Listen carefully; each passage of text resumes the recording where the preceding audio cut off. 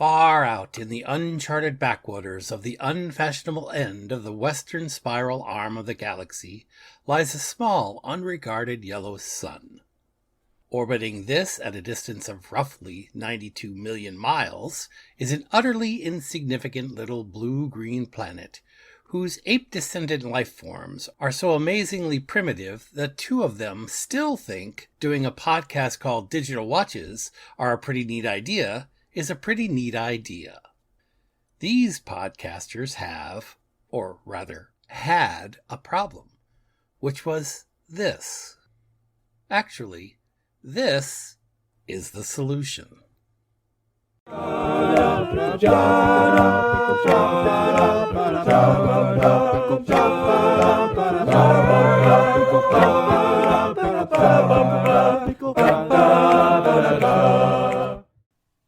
Hey, Bryan, what's this?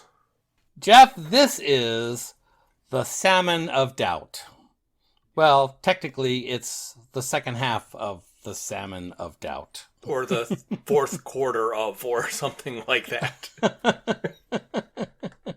This is our review of the second half of the book, which is primarily a Dirk Gently story. Yes. Which was in theory to be attached as the third book in the series. Well, maybe you could tell us a little bit more about what this might actually be. If my memory serves me, this started as a Dirk Gently novel, got transferred to become a Hitchhiker's novel, then went back to becoming a Dirk Gently novel, and he's done many, many different versions that they've seemed to have taken here and tried to form some sort of a story. Right. Best way to describe it is just to read this fax to his editor, describing this Dirk Gently novel. Dirk Gently, hired by someone he never meets to do a job that is never specified, starts following people at random. His investigations lead him to Los Angeles, through the nasal membranes of a rhinoceros, to a distant future dominated by estate agents and heavily armed kangaroos. Jokes, lightly poached fish, and the emergent properties of complex systems form the background to Dirk Gently's most baffling and incomprehensible case. Well, baffling and incomprehensible pretty much sums up the read that we are about to describe. It does. And one of them is in this fax. It says his investigations lead him to Los Angeles. Right. Through the nasal membranes of a rhinoceros. Mm-hmm. So he's supposed to end up in Los Angeles, but we'll get to this in a little bit. They have him on a plane to Los Angeles, but he lands in Chicago. It's kind of a weird, and I think that's where the messed up part came. Yes. So, again, he never travels through a rhino's nose in what we've read, but there is a rhino. No. There is a rhino. Well, that's actually two, technically. Right. Yeah. Yes, there are. Twice as many rhinos. So there's, 4 times as many nostrils.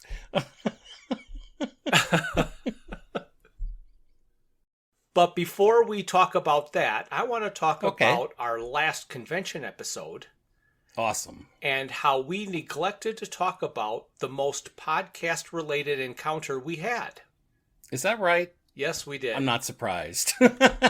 So at the beginning, I talked about how we were wandering before the show started, and you saw Ted Woods. And I got my Firefly cards sketched. Yep. Mm-hmm. Well, where were we heading when we saw Ted? There was a specific table I was heading for. It was Aaron Reynolds' table of the book Effing Birds. Oh, right. Oh, my gosh. Did we forget all about the effing birds? We forgot all about the effing birds. Oh, my gosh. I can't believe we forgot about that. You know what? Now that I think about it, we didn't even put it. I didn't even have notes in my No. list. So poor Aaron. Hey, we'll talk about him a little bit. Yes. if you remember, somehow we got talking about that we had the podcast. Yep. And we said it was Hitchhikers related, but we ran out of Hitchhikers material. But we've now transitioned to the Dirk Gently material. That's right. And what did he say? Correct. He mentioned that his favorite part of the Dirk Gently books. He said, I always wanted a calculator that did a suffusion of yellow for any total over 4. He did. He said exactly that. It was so surprising, and we were like caught off guard. And we're like, we just did that episode. Yeah, we just did the episode, and we knew exactly what he was referring to, but it's such a deep dive, that we knew he was a true fan. Right. How did we miss that last week? What I don't know, nuts? But after that conversation with him and everything else that we dealt with, as we're walking away, I looked at you and I'm like, that was a test. He wanted to know if we knew our material, if we really dug deep into Dirk Gently. Oh, absolutely. Absolutely he did. And we didn't even talk about the cards and the collecting and all the stuff we did with him. No. So he gets his own little highlight right here at the beginning of this episode. Excellent. If you've listened to any of our other current episodes that are recent, you'll know we have a bird problem at our barn. So when I saw somebody was selling a book called Effing Birds, I'm like, I have to have that book. So we went, we met this guy's great guy. I bought his book. I had him sign it and write a little note to my wife because she's the one that really says effing birds a little more than I do. And then I also noticed that he had trading cards. Right. But the collation of these trading cards isn't to make sure you get an entire set in a box. It's just purely random.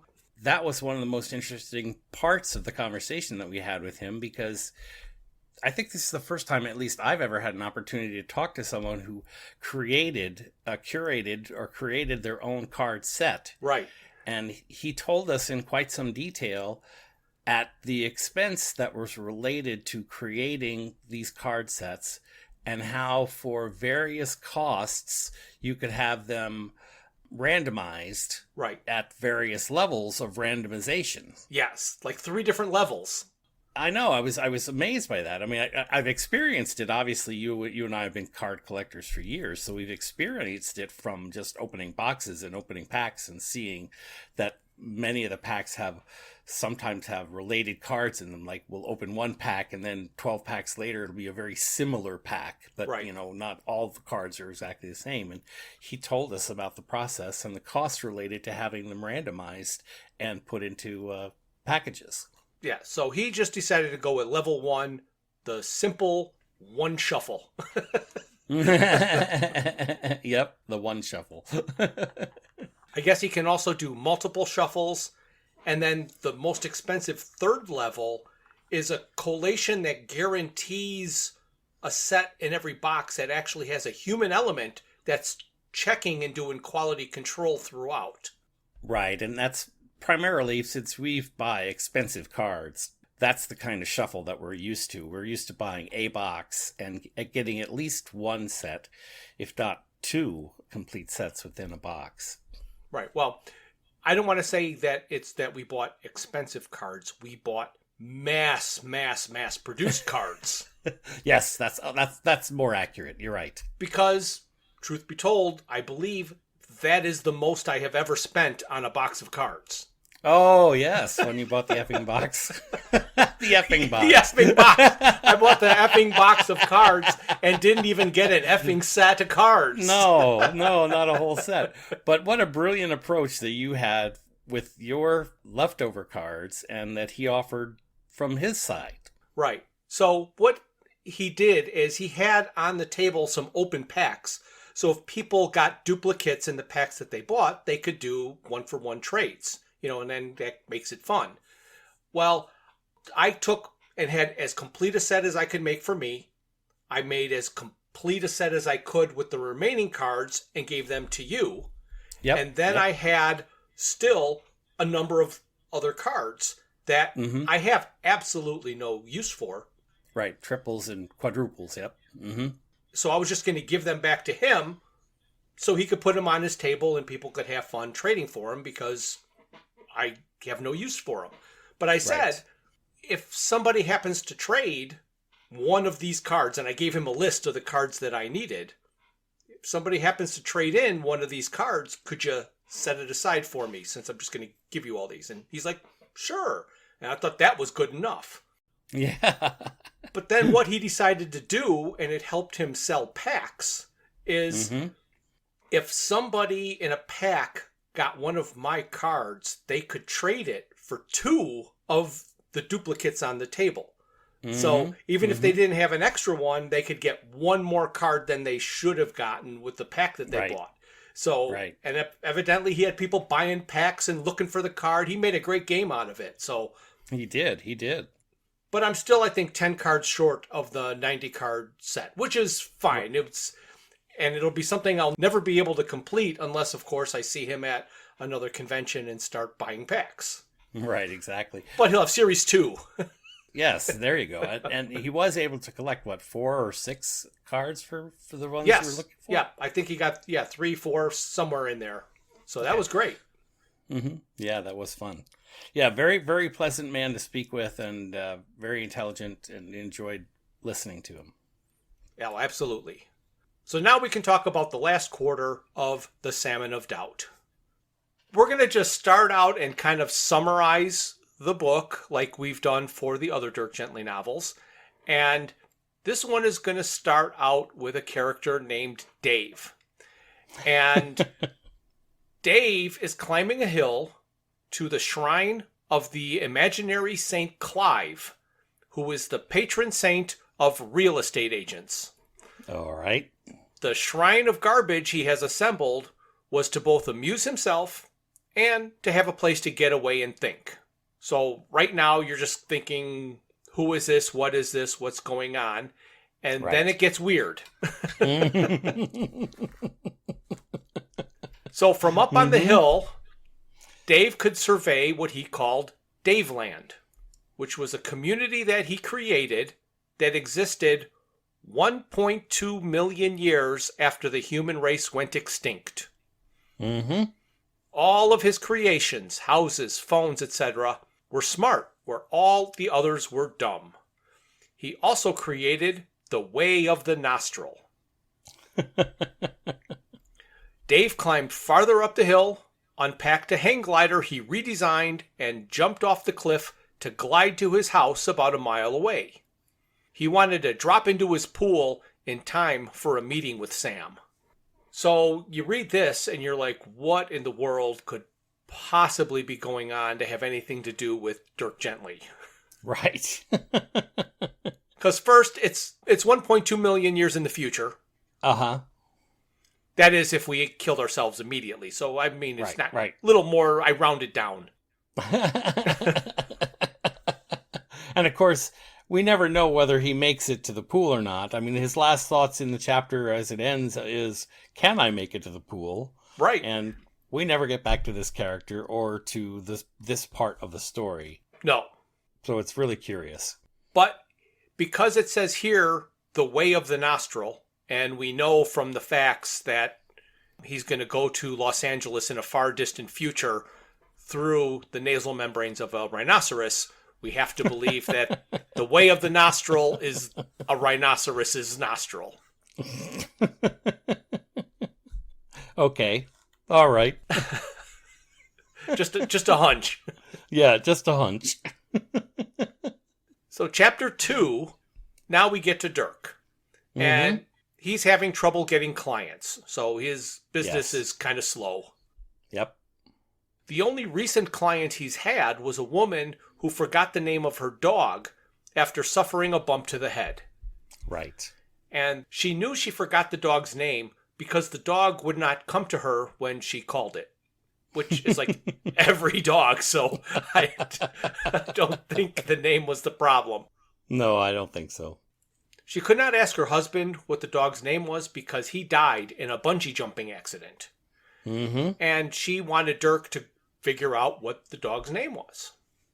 And I thought Dirk actually had a clever way of figuring it out, which we'll get to in the next chapter, I believe. way down. It's almost the last chapter. Oh, really? Well, that's when he actually figures out the name. But it's during the next chapter that he's sitting in his office, and they keep saying, and the slightly, what the heck do they say? The slightly Swedish guy says, Jerome, Jessica, Jonathan. Yeah, he had something on there that was just saying names. Right. He was trying to use that method to learn the dog's name. Because if the dog responded to any of those names, then he would know it. Okay. So he was, trying to determine the dog's name by having the dog listen to hundreds of names and then see what he responded to. Okay, well, good. We get to argue about that method and its stupidity because, well, it's only people names. Yeah. Why does he think the dog has a person name? Most of them do. No, they don't. Spot? Yeah. Jellybean? Is Jellybean and Dart? Just because yes, you're weird doesn't mean the rest of the world is. That's actually what he was doing, though. It makes perfect sense.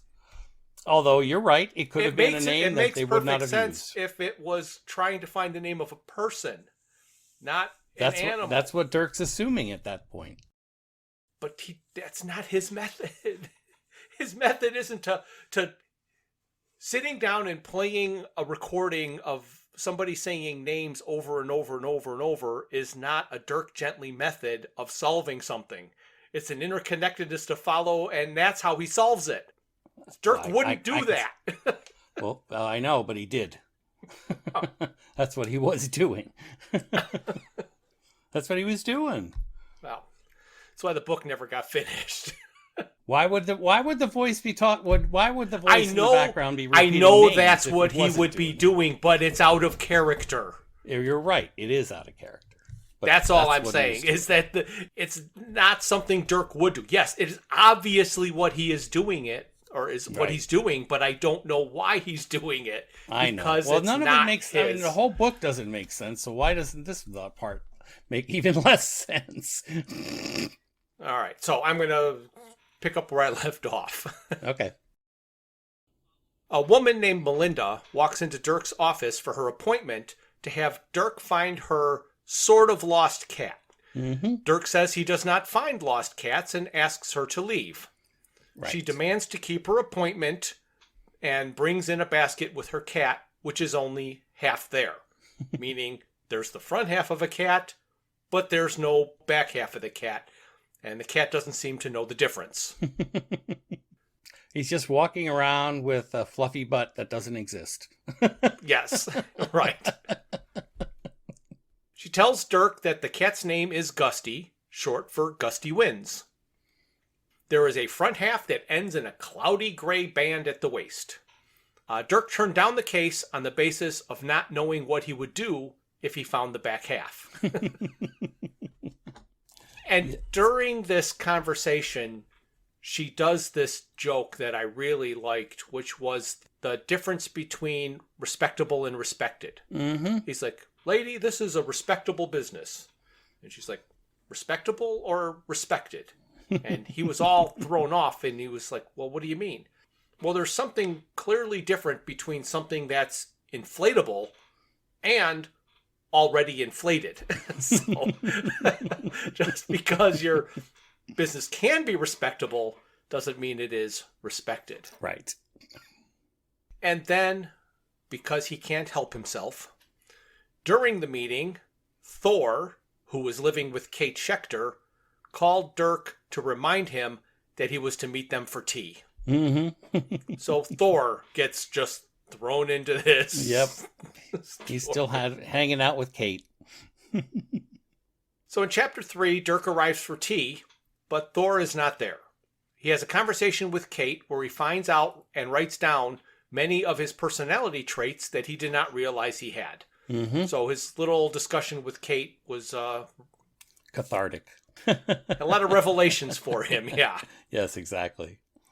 So he explains to Kate about the case he turned down to search for the back half of a cat. In hindsight, he would normally have taken that sort of case. he determined that circumstances were just right for him to turn it down and think they may have been manufactured. He also explained that business has been so slow he tried calling himself to make sure the phone was working. And when he called himself, he answered. So now we're getting really weird. In this chapter, it almost sounds like he is discovering that he is setting himself up from another dimension or another universe, because somebody has to know him inside and out to know all of his little quirks and what he will do and won't do, that he's being set up somehow. Right. Because he mentions that when he does look for information about the potential client's name and phone number, he finds a piece of paper where her name is written, which happens to be Smith, and the rest of it, which had the phone number on it, has been torn away and gone forever. Yes. Chapter 4. So one thing Dirk passionately avoids is opening his own bank statements. Opening other people's are fine, but not his. He eventually opens some bank statements that he had been avoiding, and while he's doing this, in the background, there are names being intoned in the room around him by a computer that's reading baby names from a text file. Yes. And here is where he is trying to determine the name of the dog, which is also in the room, with this computer voice spitting out baby names from this text file list. Right. And he is making a lot of assumptions that I mean, I am not you're fond absolutely of. Correct. Yes. So your objection was that Dirk's method of figuring things out isn't to set up a computer to read names. Correct. First of all, why does he believe that the dog's name being read in monotone on a text file by a computer is going to make the dog react? If the dog reacts to something else that may be outside of the name reading, like he hears something outside, will he assume that's the dog's name because it reacted just at the moment of that name? Right. Why does he believe that the dog has a person's name? Not all pets are named people names. And even though I do have 2 pets that have people names, we are not fans of people named pets. Right. We have 2 pets that really don't have people names. Yep. So we're 50-50 here. You're 1 for 1 at your house. That's right. We're 1 for 1 here at our house. Yep. You're right. It does seem uncharacteristic for a Dirk Gently method of detection. Anyway, he eventually opens these statements, and he was looking or expecting to see a negative number in the amount that was overdrawn. But instead, he discovers that he's got a sizable credit balance. And upon investigation, he notices in the last 7 weeks, 7 similar totals were transferred to his account via international bank transfer. And Dirk had to investigate their source. All he could figure out is that they came from the United States. Right. And he figures that out by looking through old magazines and determining the exchange rate, which helps him determine that that's where the money was coming from. Right. This discovery made Dirk want to celebrate by eating. And he started eating a pizza from the refrigerator until he remembered that he was not the one that put the pizza in there.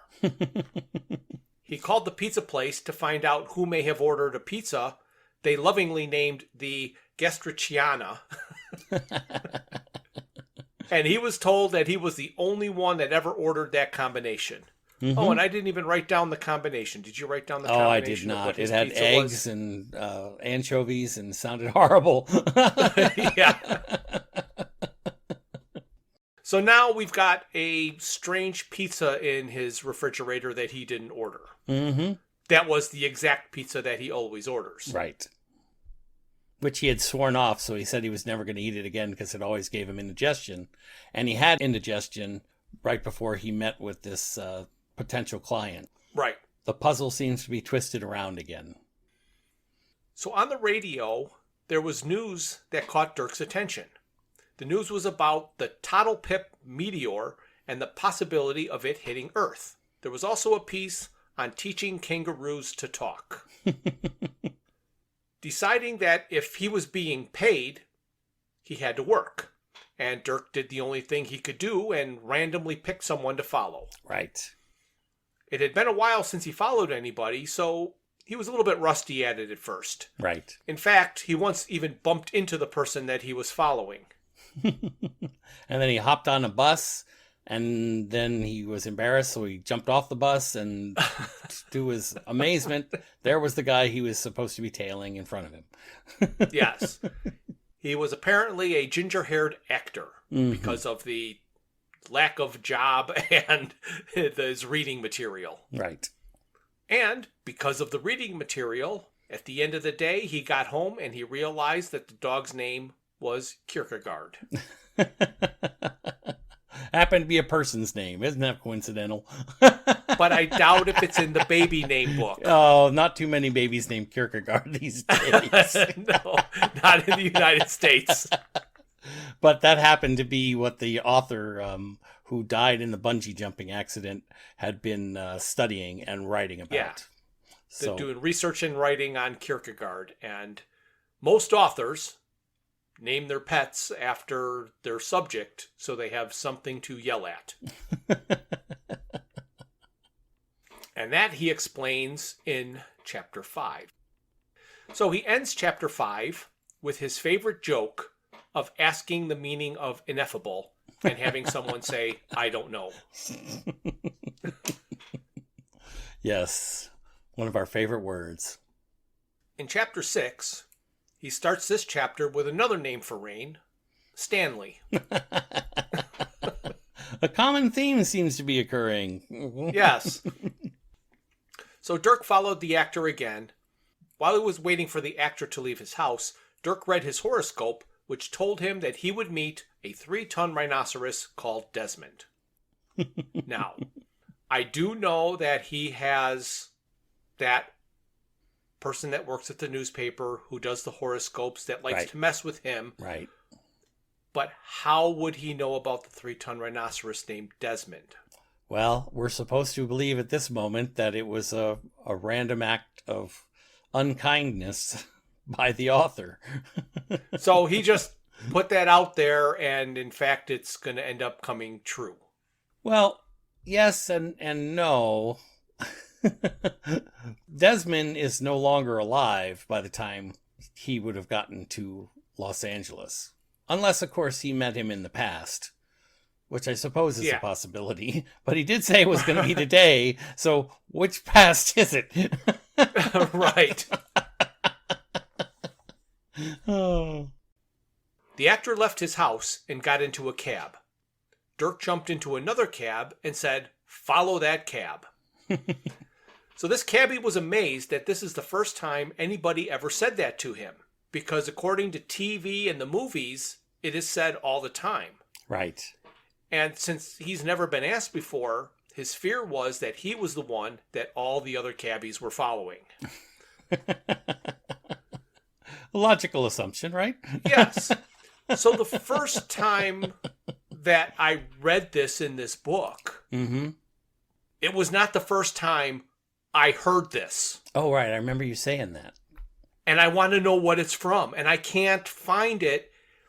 It wasn't in the beginning of this book, like in one of his speeches, because I could search a text file that I have. Was it overly familiar to you, or was it the first time you had heard it? It was familiar to me, and I don't know why. But I don't remember whether it was related to a taxi. No. It was familiar. Could it have been in that horrible 6th book? Scarrow production radio show that was fan fiction by that other, where they were at a fan convention? I think it was, or I think it could have been. This might have been one of those phrases that the 6th book guy, Coffer, pulled out. I text searched the PDF of his book, and Cabby it wasn't in his book. No, he never got into taxi there that I'm aware of. No, I don't know why it's so familiar, Jeff. But you're right, it is familiar. For some reason, when I think of that story, and you're saying it's familiar, I don't remember it being about a taxi driver. But I remember that concept of... But it had to be about a taxi driver. Yeah, that's true. It did have to be.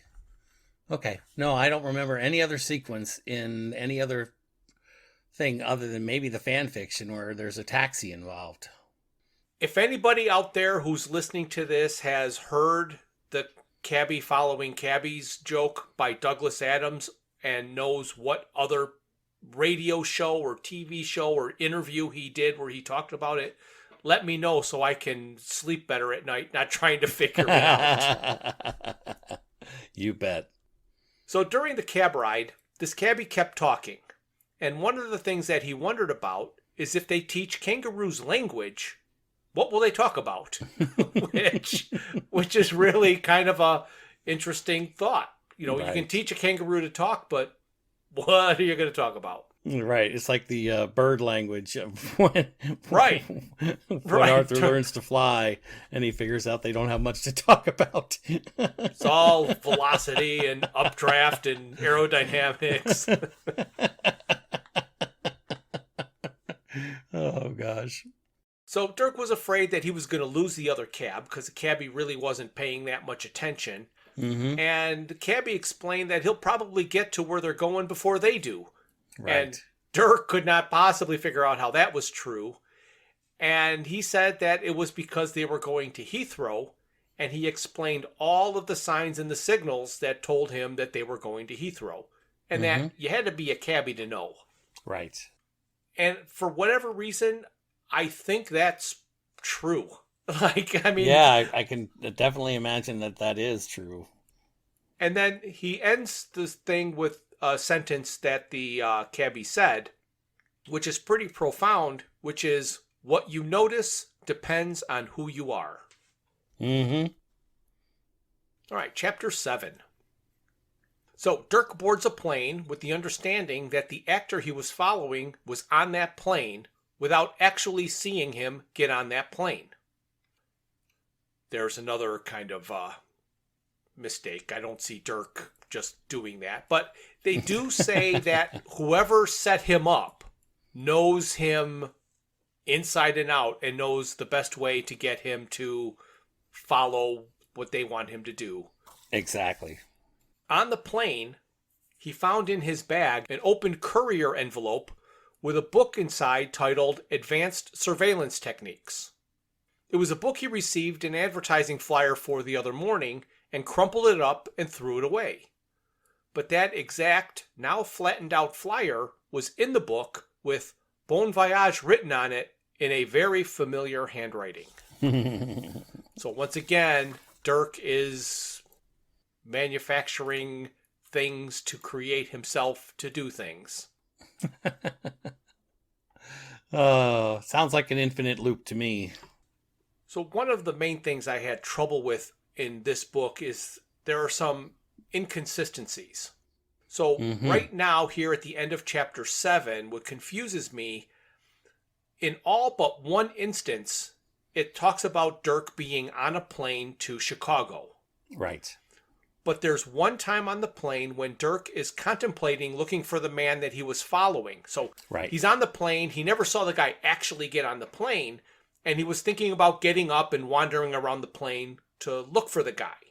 And because he was flying business class, he could check business class and coach, but he was not able to go up into the first class cabin. Right. But he said something like, well, I'll have time. He can't go anywhere. And it's an 11-hour flight to Los Angeles. And I'm thinking, Los Angeles? You're on a plane to Chicago. Why are you talking about Los Angeles? Right. And the other little bit of inconsistency here, I think he's made the assumption that the gentleman he's following is an actor. Right. Which, as an actor, it would kind of make sense that he would be flying to Los Angeles. Right. So, that had a consistency to it.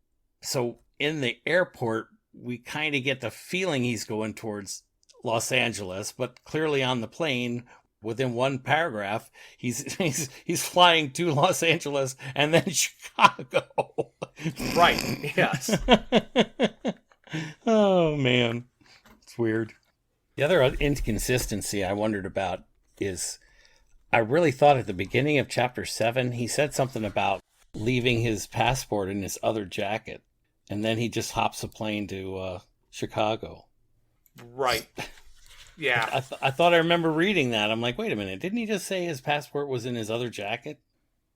It says, Dirk had read through the small collection of newspapers he'd brought with him twice and checked through the contents of his wallet and pockets several times.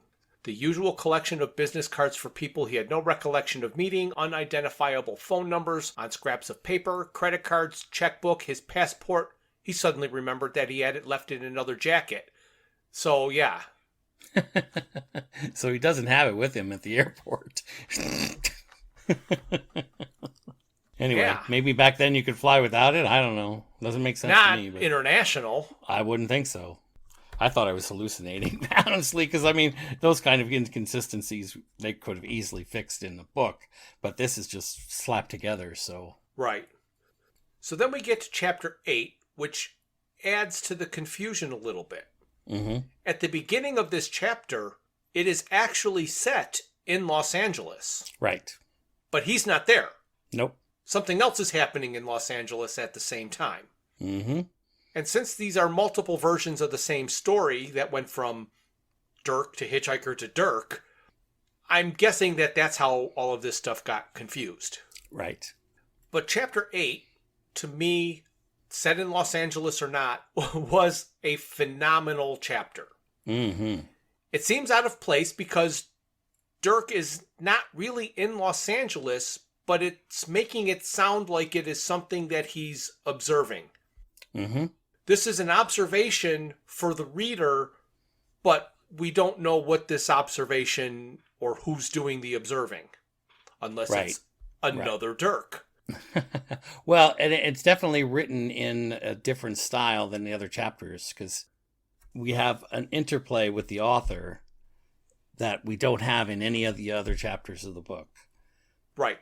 So this isn't exactly what he wrote, but this is my attempt at paraphrasing this beginning of the chapter. Mm-hmm. And if you've got more to say and add after this, it'll be great. Okay. It says, under a beautiful blue sky, a beautiful woman wearing beautiful blue clothes was driving a beautiful blue convertible. She was driving through a perfect neighborhood full of beautiful houses. As she was stopped at a red light, a small, dark-haired man approached her, put a gun to her head, told her to exit the car, and he stole it. Mm-hmm. Now a pedestrian, she tried to flag down passing cars, but none would stop for her. Mm-hmm. Right. And here's how the chapter ends. Exactly. Another perfect crime, another perfect day in the city of angels, and only one tiny little lie. Forgive me. What was the lie? So in this thing, and to help, I'm going to give you another excerpt from the chapter to, I think, figuring out what the lie was. Mm-hmm. I would tell you about what she wore, but I'm very bad at clothes. And if I started telling you it was an Armani this or a what's-her-name Fari that, you would know instinctively that I was faking it. And since you are taking the trouble to read what I have written, I intend to treat you with respect, even if I do occasionally, and in a friendly and well-meaning kind of way, lie to you. So I'll just say that the clothes she was wearing were exactly the sort of clothes that someone who knew vastly more about clothes than I do would admire enormously, and were blue. Oh, gosh. He's breaking the fourth wall. Oh, yeah, right. And that's what I meant about the written style. And it's almost like this chapter was written for an editor, so that he could piece together the story and go back in and do some fixing on there. And he even talks about the gun that's pointed at the gal, about his ignorance of weapons, and he couldn't tell a Walter PPK from a Derringer or whatever. Right. So there's a lot of fourth wall stuff here, and it's definitely in a different style. than the rest of the chapters that are in the book. In addition to what you were saying before, there's a definite inconsistency here with the way this chapter ends to one of the chapters that we're about to get into. Right. And I do want to read another excerpt just because there's something important. Great. She tried to wave down one or two of the other cars on the road, but they maneuvered politely past her. One of them was an open-topped Mustang with the radio playing loudly. I'd love to be able to say that it was tuned to an oldie station and that the words, "How does it feel? How does it feel?" snarled out at this moment. Or am I supposed to say, "How does it feel?" Oh, please don't. How does it feel to be on your own? Yeah, this is one of those definite inside jokes. He's a writer. He could have said that happened. He didn't have to apologize and tell us it didn't happen. Right. But that's so Douglas Adams that we expect that kind of humor. But he said there are limits even to fiction. It was an oldie station, but the oldie song it was playing was Sunday Girl by Blondie. Right. And I think that's the lie. Oh, yeah. Well, kind of, because it wasn't even remotely appropriate, seeing that this was a Thursday. Right. And it is another Thursday. Yeah, that's an important part. It is. Or was it a lie? Uh-huh. Oh my gosh. What a great chapter. So every once in a while I read something that makes me think this is very, very important, but I have no idea why I think it is important or what about it makes me think it's supposed to be important, other than the fact that it confuses me.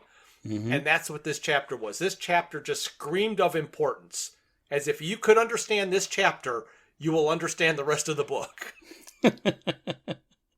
Chapter 9. Back in England, he describes an old, ugly, run-down estate, Ranting Manor. Not much is left there other than a small zoo and a business park with one American computer games company. Then there is this edited excerpt. At about 10:30 in the evening, which would make it roughly the same time that the car was being stolen on Sunset Boulevard, a small perimeter gate squeaked open. The figures of, respectively, a large dog and a small man slipped in through the side gate. Both walked with a pronounced limp. So the dog had a natural limp and the man had a limp because he had a prosthetic leg that was 1 inch too long. And I liked this visual description. The two shadowy figures limped their way in unison along the driveway, resembling, from a distance, a child's pulling toy with a couple of off-center wheels. So now they're back in England, and they're at a zoo, and at the exact time the car was being stolen on Sunset Boulevard, this dog and a man walk into the zoo. Wow, I mean, it's just coming from everywhere. So other than the normal sparse collection of animals at the zoo, there was one temporary guest named Desmond. The man and his dog walk through the zoo and near the front entrance sees Desmond's keeper's residence, and the gate to it was standing open. So they investigate. The keeper was slumped over the kitchen table after a night of partying. Desmond was out of sorts because of strange, unfamiliar smells. The remainder of this chapter is describing Desmond's perceptions of what is happening around him. I am not sure exactly what was happening. It sounds like he escaped his cage and was being pursued to be recaptured. The chapter ends with the sounds Desmond heard. Sounds like these. Get the paramedics. Get the police. Not just Malibu, get the LAPD. Now, tell them to get the helicopter up here. We got dead and wounded. And tell them, I don't know how they're going to deal with this, but tell them we got a dead rhinoceros in the swimming pool. Okay. So, Desmond heard they've got a dead rhinoceros in the swimming pool. Then he couldn't be the rhinoceros in the swimming pool. Okay, so I think this confused me too, because Ranting Manor is back in England. Yes. Pride of Oxfordshire. Yes. Right. Like I said, at the beginning of this chapter, they're back in England. Right, exactly. And now they want the LAPD. Right, exactly. Apparently, this rhinoceros traveled through space-time and ended up in a swimming pool in Malibu from Oxford. Okay, so it teleported. Well, I guess it says that because that's where the dead body is. But we don't know that, and apparently that's going to be part of what we learn in the future. Right. Because that's how this rhinoceros apparently is able to at least spatially shift somehow. Right. Weird. So, Chapter 10. Dirk lands in Chicago, and even though he knows the guy he was following is not on the plane, he waits at the exit to make sure. He is paged, and he is told to go to the information desk, where he is immediately given a ticket for Albuquerque. Albuquerque. Upon landing in Albuquerque, Dirk quickly discovered the next person to follow. A large, sweaty man in a black suit. He also happened to be holding a sign that read D. Gentry, Gentry.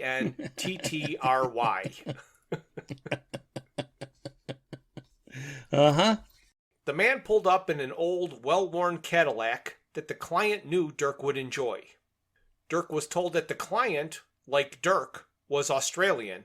He could tell by the accent. Yep, he kept telling him he was from Australia, then New Zealand, and not from England, but just it's funny. Dirk's conversation with his driver, Joe, was about all the Californians moving to Santa Fe and ruining it. Mm-hmm. And Joe said he has lived in Santa Fe for over a year now, but it seems like forever. And Dirk asked him where he was previously, and Joe said, California. He left after his sister was hit in a drive-by shooting, and the car that drove by was a dark blue Mercedes SEL. Right. So now we are guessing that is the same blue Mercedes that was stolen. Right. The car got stolen, and that's when he mentions that his sister was killed by the occupants of the car who had a Kalashnikov. Right. So here, the author knows his guns. Yes. But his sister was hit in the drive-by shooting a year previous. Yeah. He left California after his sister was hit in a drive-by shooting, and he's been in Santa Fe for over a year. So this isn't a recent thing, but the timeline is going to get all whacked out here. He loves doing this time travel stuff. Oh, this is definitely a time travel story. Time and space are being messed with here. Right. So as they're driving, Dirk sees a yellow sign that reads, Gusty winds may exist. And he asks Joe who put the sign there. And Joe told him the State Highway Authority. And Dirk was disappointed that this was a normal road sign. However, he thinks he remembers Joe slowing the car, and he wanted to know if that was so Joe made sure that he saw the sign. And Joe said he was slowing down for the rhinoceros. Which is a replacement rhinoceros. Right. Which we assume, but now I'm confused as to why the rhinoceros was in Santa Fe going to California, because the original rhinoceros was in London, but died in Malibu. Right. So the last chapter that we have is chapter 11, and it starts with Joe saying that he was held up at the airport by the rhinoceros earlier. Right. And this is where he tells him it's the replacement rhinoceros because the other one died at a party. Mm-hmm. And Dirk, not ever wanting to ask questions to which he did not already know the answer, could not ask and decided to take a look for himself instead. Mm-hmm. So Dirk goes up to the driver of the truck with the cage and starts a conversation about rhinos making poor party guests. The driver said he wouldn't call the rhino a guest and explained the events leading up to the dead rhino in the pool. Mm-hmm. And that's where we end, folks. That's all we have. A dead and rhino somehow, in a swimming some pool. way, all of this is going to coalesce and make sense. Okay. Well, now I think, Jeff, it might help our dear listeners if we go back to the original editor's note for the beginning of this book and read a small part that describes this part of the book. So what do you think? Should we read it? Or do you have a paraphrase you'd like to go? Well, I've got a paraphrase, but if you would like to read what is in the editor's note at the beginning of the book, you can certainly do that. All right. So it says here on page 8 of the editor's note at the beginning of The Salmon of Doubt, folders refer to the novel as The Salmon of Doubt and fall into 3 categories, from oldest to most recent. They are The Old Salmon, The Salmon of Doubt, and L.A. Rhino Ranting Manor.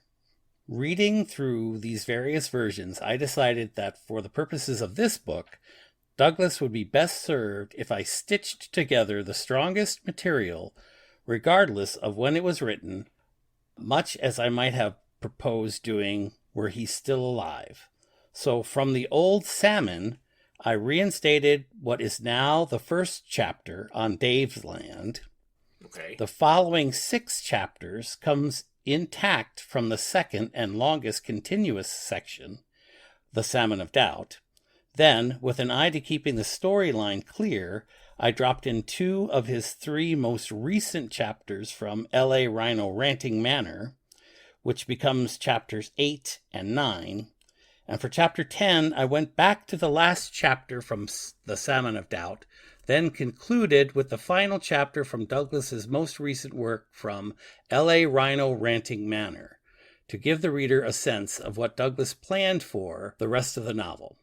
I preceded this with the facts from Douglas to his London editor, Sue Freestone, who worked closely with Douglas on his books from the very first.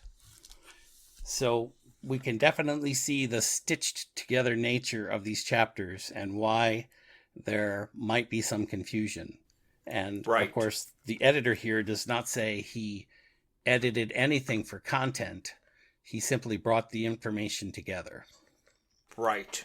So that could have some of the inconsistencies explained. Also, he's doing a time travel teleportation story, which just always adds to the inconsistencies. And then it's only on your second reading, after you know the end, when all of that makes sense. Right. And this is what we were talking about before when we were talking about authors' motivations and how they might write a story. We don't really know how Douglas Adams wrote a story other than usually in his bathtub. Right. But for me, I would think I would have to start off with some kind of a skeleton, that said, this is the basic elements of the plot where this happens and that happens and this happens and that happens and this happens and then it echoes back to here. Maybe he was that brilliant that he could keep all that in his mind while he was writing, but I certainly wouldn't have been able to do anything like that. Well, we know he doesn't keep everything because he forgot about the bananas on all the plates. That's 100% true. How could you forget about a banana? I don't know. Oh my gosh, Jeff. This was certainly an interesting read, and it does dips our toes back into the writing of Douglas Adams. And I agree with you. Chapter 8 is a brilliantly written chapter, the kind of chapter we enjoy because we're listening to his thoughts as they seem to be blooming from his mind. And we like that. Yes, definitely. Okay, Jeff, so we've reached the end of The Salmon of Doubt. What are we going to do next? Well, I think that the best thing to do is to just stay with the Dirk Gently theme and explore everything else, like the radio shows, the TV shows, and the comic books. Yes, I'm convinced that if for some reason in my head, I think the beginning of this Salmon of Doubt book echoes very loudly to me about one of the TV shows. But all right. We'll see when we get there. But the next thing we do is the radio show, right? Yes, we're going to do the first radio dramatization of the first book, Dirk Gently's Holistic Detective Agency. Fantastic. And if you're wondering how doing Dirk Gently novels applies to a Hitchhiker's Guide to the Galaxy podcast, well, it's due to the fundamental interconnectedness of all things. Thanks, Dirk. Yes. Well, now that we know what we're doing next time, I have to say this is the end. Thank you for listening to this.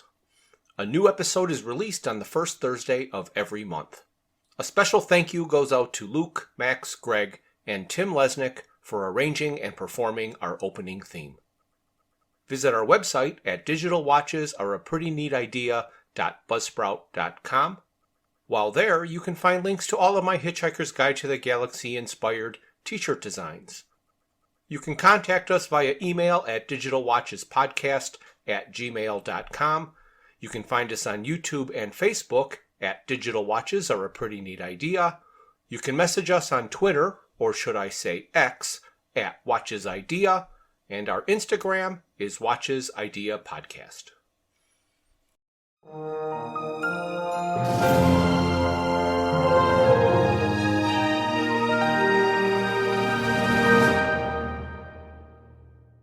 This has been a Froods for Thought production.